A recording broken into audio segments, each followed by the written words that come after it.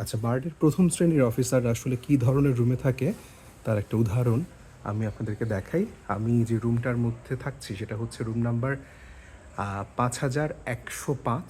তো ঢুকলাম, এই যে 5105 রুম দিয়ে ঢোকার পরপরই রুমের মধ্যে এদিকে একটা বেড, এই বরাবর একটা বেড, দুইটা বেড দেখা যাচ্ছে, দুইটা টেবিল আছে, এদিকে একটা টেবিল, এদিকে একটা টেবিল, দুইটা ক্লজেট।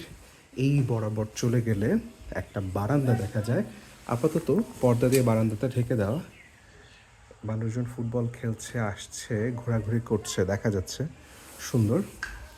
আর একটু যদি ভেতরে যাই, এখানে একটা ওয়াশরুম বা ওয়াশরুম,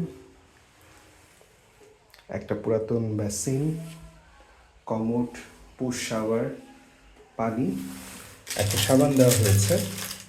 সাবানটা হচ্ছে তিব্বতের সাবান, তিব্বত লাক্সারি সোপ, স্মুথ কেয়ার। ওকে, এরপর আমরা এদিকে আসলাম। আসার পরে যদি দেখতে চাই, হ্যাঁ, অনেক পুরাতন জিনিস, কিন্তু জিনিসগুলো সুন্দর। এই বরাবর আপাতত আমি আমার স্যুটটা রেখেছিলাম। আর এই যে বালিশ, বিছানা, একটা টেবিল, আর এই যে বার্ড 5105 হোস্টেল।